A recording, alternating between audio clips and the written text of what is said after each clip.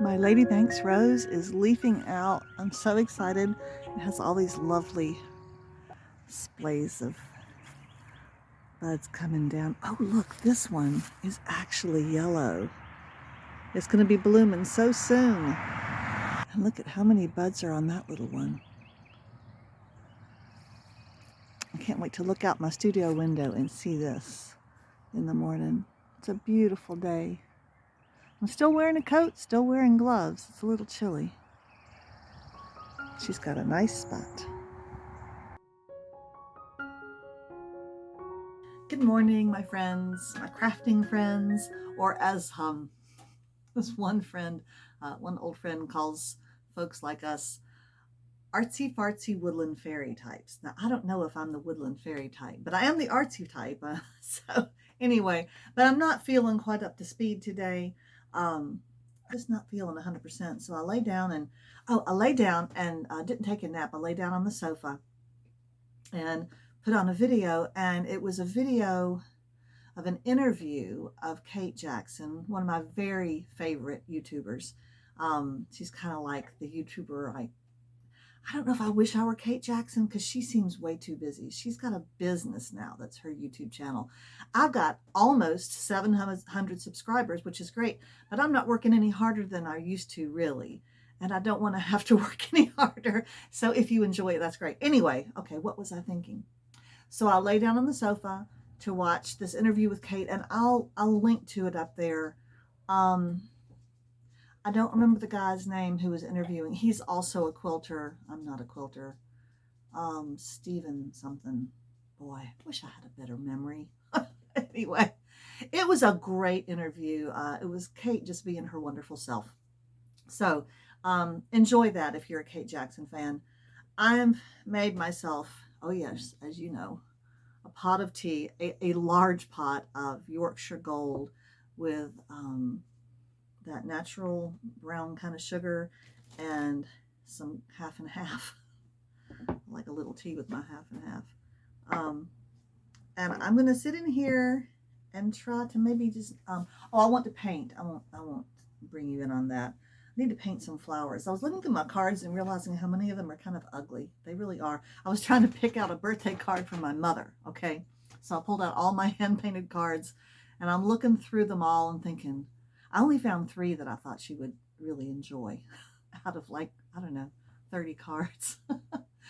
Some of them I probably should just toss out, but you never know what people will buy. It's always shocking. And then I may knit. Knitting is very low key. This is what I'm knitting. I don't think I've showed you this. Yeah, this is not exciting knitting, because I don't do exciting knitting, really. But I'm back at the prayer shawl group that I go to on Thursdays. And I'm doing a lap robe, which is what we do, shawls for ladies and lap robes for men. So if you're bedbound, ill, in the hospital, men can take this and put this across their laps. Although in my personal experience, I found that a lot of men really like a shawl. I've been thinking about this next topic. Maybe I should stop here and talk about this. We'll see. I might cut this out. I've been thinking about shawls. This is the shawl that I keep on the back of my chair. I made this. It's wool, which means I've never washed it, I think. And it's a triangular shaped shawl. I wanted one like Tasha Tudor's. I think I've already shared about this and shared the photo of her. She has this gray shawl she would wear outside doing farm work, and I just loved it. And I didn't feel like this one was quite long enough, so I added a little band of something on the bottom, kind of pinky, peachy something. I have worn this shawl to death. Matter of fact, I've got a bad spot that I need to figure out how to repair. Look at that. I snagged it on something and pulled out. The yarn isn't broken, it just pulled out. Anyway, I've found over the years, if I'm sitting in my studio and I'm cold, if I put this around my shoulders, it's all I need. Apparently, the part of me that's cold is my neck, my shoulders, my upper arms, the top of my back. I do that and it's great. I've even seen women, you've seen them where they have these are really long, the long tails, and they cross the front and they wrap it around their back and they tie it in a knot on the front. I need to make one that's that long. That would be wonderful. So I'm thinking all that to say as my mother would say. I prefer this shape of scarf to the long rectangular scarf. Let me go get a long rectangular scarf and I'll show you why. Now you've seen this shawl before. I bought it at the thrift store. I really like it. It's long and rectangular, and when I have it over my, it's so long, it goes to my fingertips, okay? It's plenty long. I throw this on in the morning when I have my pajamas on to keep me warm and I go make my coffee. What I find though is when I get to the kitchen, and this is true even with ones that aren't this long, is that if I pull it over my arms like this so I can do things with my hands, there's a lot of bulk here and it tends to drape into the sink. Or if I'm turning the stove on, it drapes into the stove. I can't really, it's too much. If I put it back like this, so my arms are in front of it, that's great, but it tends to slip off my shoulders. And I don't have those problems with the triangle shawl. I would love to know what y'all think, if you have any opinion about that. Do you have a preferable shape and why? I like the rectangular ones because they are like a little throw. You can lay them on you as a little blanket when you're taking a nap. Some people even wash them and use them as a little table cover. So they're very versatile. But for me, if you want something to keep you a little bit warmer, I even put on that triangular one, put my coat on with it, and it's almost like a hefty scarf around my neck if I go out on a cold morning. So I wanted to talk about this lap robe. I'm doing the very same stitch I've done before. This is what it's looking like. Okay, it's got a border of 10 stitches on this side and 10 on the other. And I don't know how many rows that was on the bottom, but when I get to the top, I'll measure it and make sure they match. And then the inside pattern is every third row, I do a yarn over, knit two together all the way across. And then of course I leave 10 stitches on the other side. And that gives you this pattern. If I did it every second row, the pattern would make the piece kind of shift and not be perfectly square in its corners. This, doing it every third row, keeps it, you can, I guess you can see in there how the circles, the yarn overs are kind of offset from each other. It gives that effect instead of being stacked on top of each other. They're rather offset, and I think you can see that there. Anyway, I'm enjoying that. It's very, very easy. I don't like complicated knitting that makes my brain work too hard. So I may do that today. I will take another nap today. I may spin today. I'm still a little bit at a time working on the new Rolags, turning them into more of that yarn. I got some of the white done yesterday, I think. So, because Kate Jackson did a video, her latest video, she was spinning. And I thought, oh, is she spinning? I'll be spinning. And so I just turned my little laptop around so I could watch her, and I threw some fiber on the wheel, and that was very fun. So not too much going on here today. Taking it easy. Maybe you have days like that too. Kate was mentioning that in that interview about how she's going to have to back off. She's 66, and she was very ill in the fall and had to stop altogether for quite a long time because she'd been overdoing it. I'm a little bit younger than her, but we all need to be able to examine ourselves and find out when we're doing too much and when the level of activity you're doing is actually going to decrease your creativity and productivity instead of help it. That's a hard thing to do as you get older. I think we all wish we had started doing this fun, creative life about 20 years ago, and some people did that, but I was too busy raising children and teaching school, and Kate was busy too doing her job and raising her children. So it's really when you get past that stage of life. She had to wait till she retired in order to start her very creative life. Thankfully, I didn't have to wait as long as she did. Okay, I'll get back to you. Thanks. Here are a few of the cards that I painted that day. I started this one in ink first, did a little sketch, and then I added the watercolor afterward, and I really, really enjoyed that effect. Here's a blue one that I did very much the same way. All this is just watercolor, very washy, and then I added lots of blue lines on these petals. That one I like pretty well. These are, if you could say, yellow coneflowers. That's almost what they were supposed to be. Afterward, I added the centers, which are blue, and lots of ink. Here's the purple cone flowers, but they're not very purple. This is one of my very favorite looks. These are white daisies, so I did the white is just the paper itself, and a little wreath. And then a few more that I did. These don't have ink. This one, and then I did a blue one with a little touch of orange in there. But my favorite were those first roses, and I continued to paint more of those. And they seem to sell really well. I might get some of those done in prints. I've waited quite late to bring you in on this second tapestry weave, and I do apologize. I just kind of got carried away. And I don't want to do another kind of how-to, because I imagine I'm going to do lots of these, and you'll get sick of me saying how to do this kind of knot and how to do that kind of knot. I did start at the bottom with this yarn. This is a Simply Soft. Now, most of these yarns, I don't know what they are. But this, oh, no, it's not a Simply Soft. It's a Soft and Shiny from Loops and Threads. Okay, this is the kind of goldy, silvery white one. I use it a lot in other weaving, but I thought this would make a nice sand color. So I just put a little bit at the bottom, which is probably not enough. And then I didn't do any rya loops for a long fringe like the last one. I kind of launched straight into this real bubbly yarn. Let me show you what it looks like in its original form.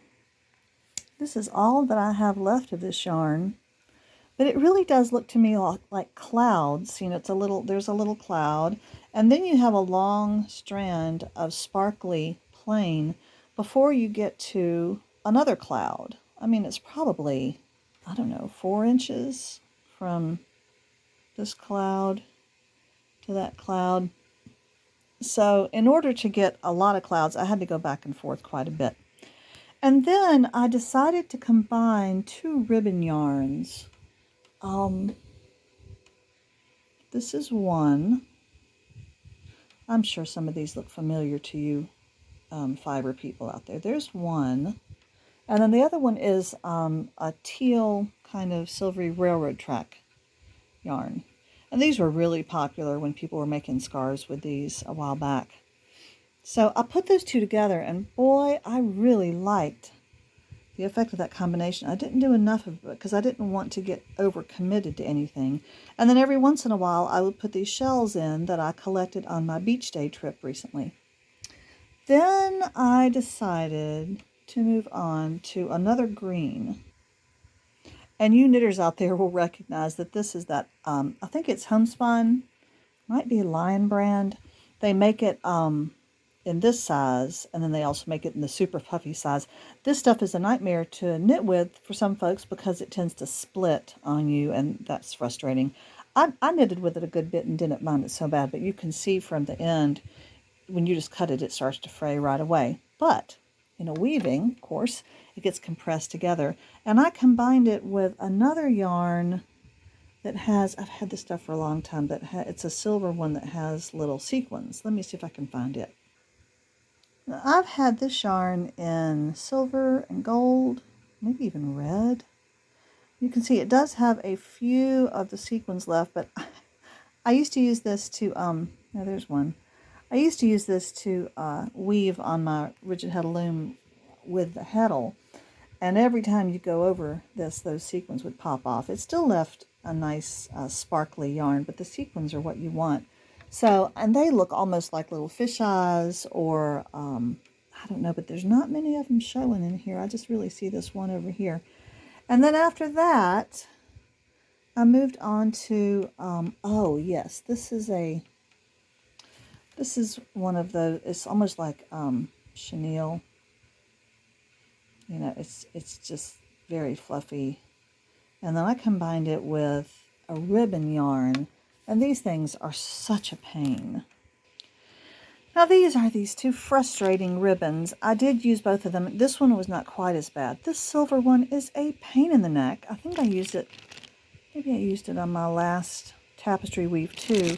You can see I put it up in here, and it's so slick it just comes slipping out. It was kind of a nightmare. I don't know that I'll use it again. I have to ponder whether I want to. So that's a little line of water in here.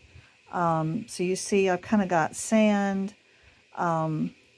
little wave tops here, shallow water going into deeper water. And then I got a bit carried away with this, in my opinion.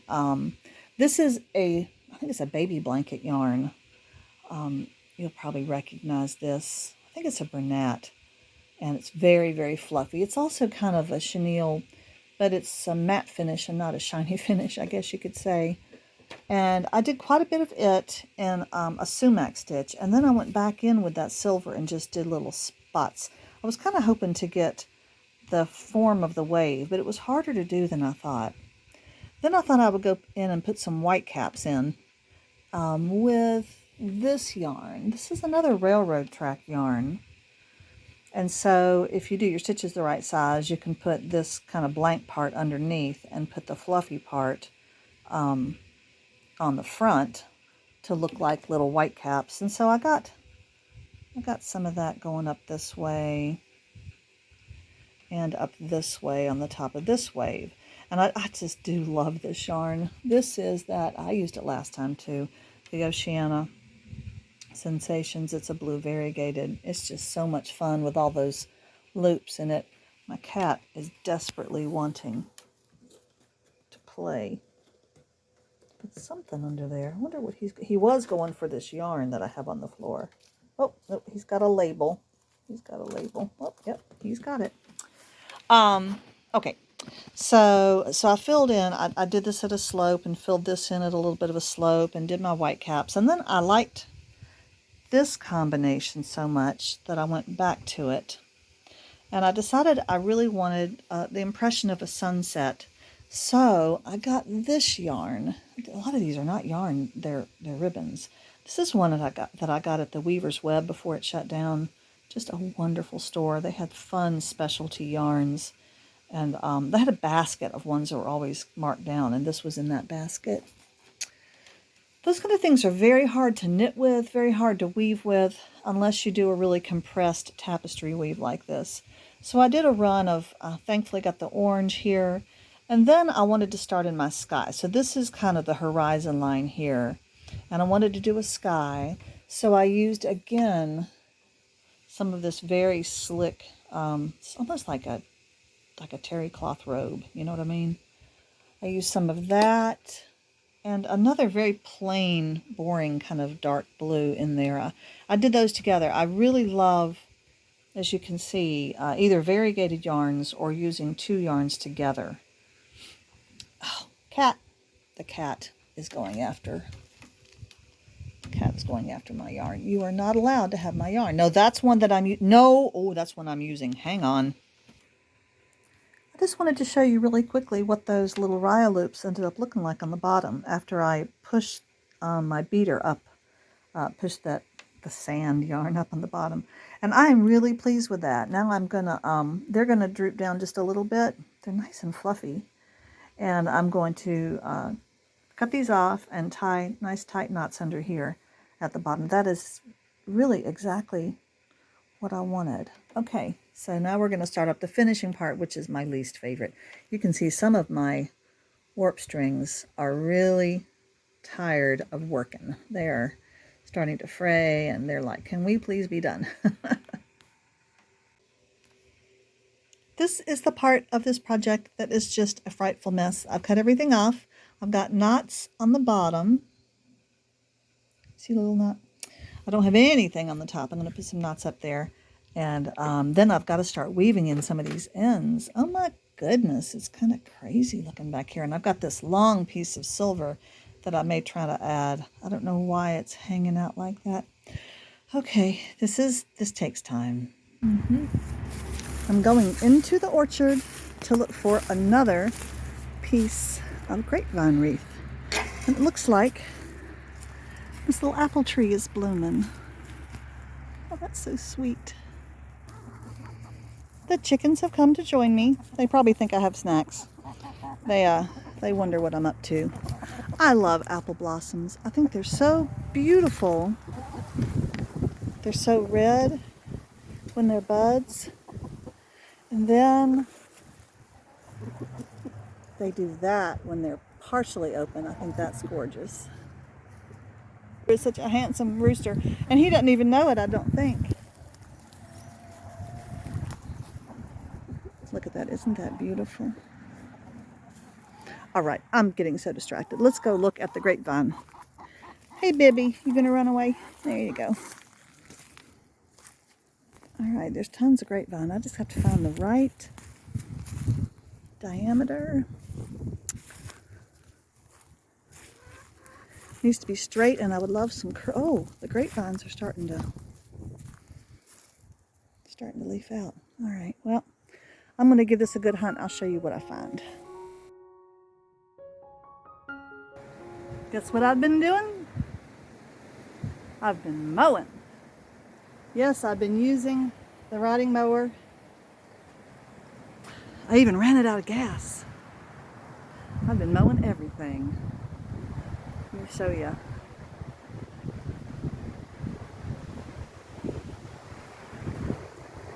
I've been mowing the garden. I've been mowing the pasture and the barn lot. And even that spot where all that metal was that I first picked up, I've been doing that. Way down there, you can see the little house. I even mowed a lot around that. Man, it is windy out here today. I'm gonna do a little more yard work, fill in some ditches that are obstructing my mowing. But I've been having pretty much fun. All day long, I'm surrounded by snoozy little animals. Aren't they so cute? Here's another snoozy animal. That's her favorite spot. And here's the most snoozy animal of all. He lives on the back of the sofa. Don't you, Bobo?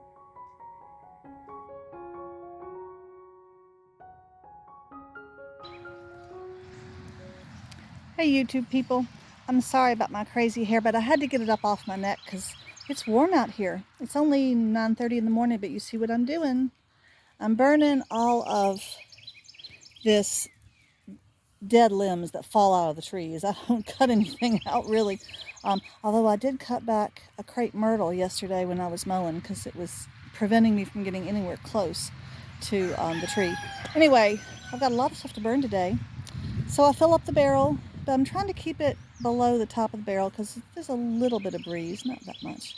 Trying to be safe, okay? Sitting out here listening to Ruru, watching the dogs. Oh, we had some really good news. So a few days ago, this couple pulled up in our yard, knocked on the door, and inquired about our greenhouse, our hoop house in the garden that we would love to get rid of, and they want it. So they're going to come take that away. They took our 3 rain barrels away that had holes in them, and we're never going to use them again. And the shelving in the greenhouse and some of the PVC posts for the shelving, so they're taking away a lot of stuff, which is very exciting. And they paid us for it, which is wonderful. So, but it's a good hoop house. It's a good design, and there's a lot of materials in there that he won't have to purchase. So that's really good. So at some point he's going to come by and back his truck and trailer in here to the pasture and disassemble it a little bit so we can get it on the trailer, and then it's going to go away. And that's one more area that I'll be able to mow. The mowing is going well. So it's a little nerve-wracking around the house because I'm always bumping into stuff, but yeah, not too bad. So this is what I'm doing this morning, and this afternoon I'm making a double batch of shampoo bars because I've almost sold out. So got to keep up with that stuff. Okay, this is my little corner of the world. I hope your little corner of the world is good. See you later.